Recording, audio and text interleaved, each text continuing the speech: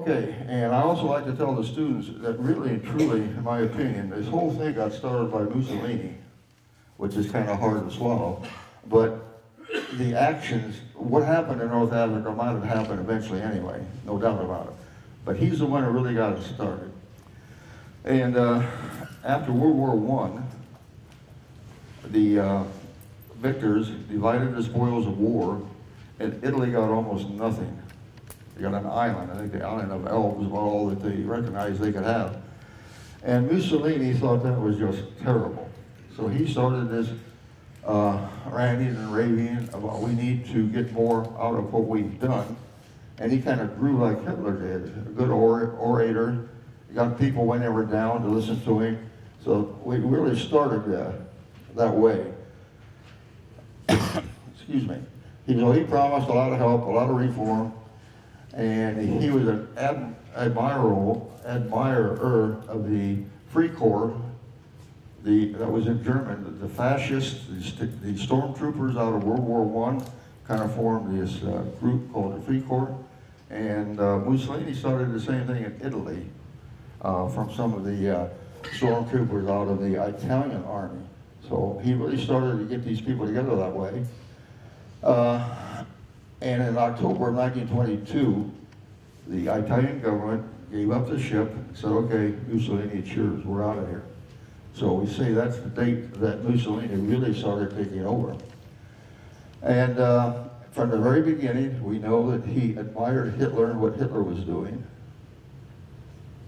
admired him greatly, and he became quite jealous. And maybe that's a little bit of an assumption or a conclusion on my part, but it's really true.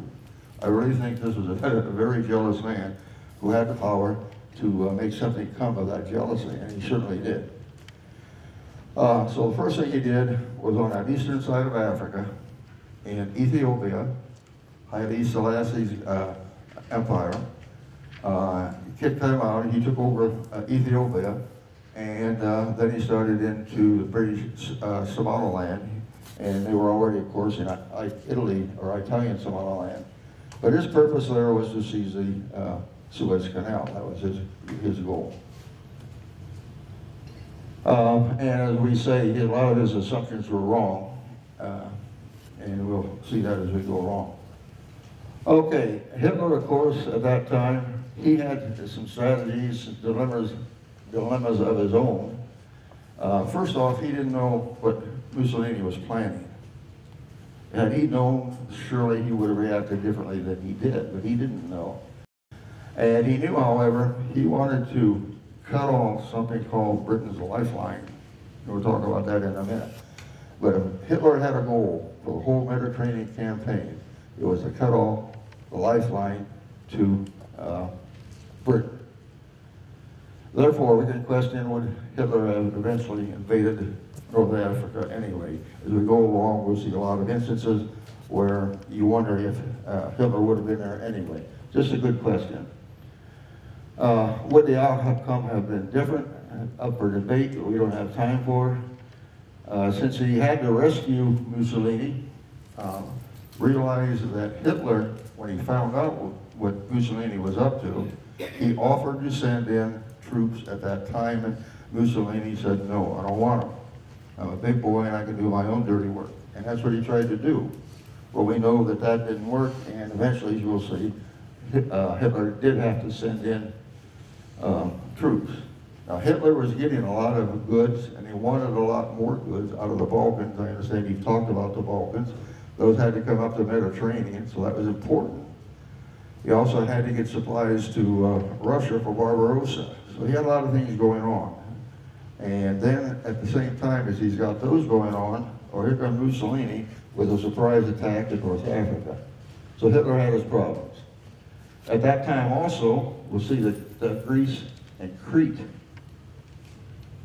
became part of the picture. To the west side of Greece, as you know, is Albania. In 1939, Mussolini had invaded and occupied Albania. And from Albania, he attacked Greece. And another one of his bad assumptions, he thought that the Greeks would give up early, they wouldn't be good fighters, and from the very offset, they almost annihilated him and pushed him back So all of a sudden Hitler and all his other problems, he realized he's now got to go into Greece to save the Italians there. So all this stuff is boiling. All this turmoil is part of the strategy or the dilemmas that Hitler's having. How are they going to do all this? As I mentioned, Hitler now had to send troops and supplies that he badly needed for when he was going to take the Balkans and when he was going to invade Russia or for Barbarossa. Important. Okay, I mentioned that so-called lifeline. If you can imagine the top of the map there is the Mediterranean with Africa, North Africa. The bottom graphic is down to the right side, which would be the east side of Italy. And that's where the Suez Canal basically starts. The lifeline I refer to kind of required, that's where the British supplies from the Balkans and the Middle East came from. It came up the Suez Canal, mainly those supplies from the India area. But from the Balkans, they had stuff coming out of Syria, they had stuff coming out of Iran. All those came into the Mediterranean, part of this lifeline.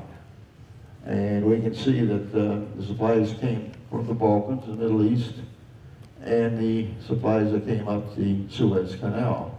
The line kind of traces the so-called lifeline.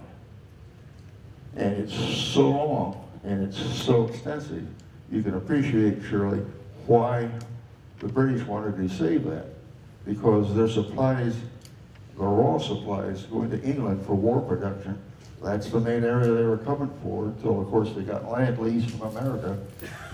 But in the beginning, that was their lifeline. And throughout the war, it was too, of course. I'm not trying to say it wasn't.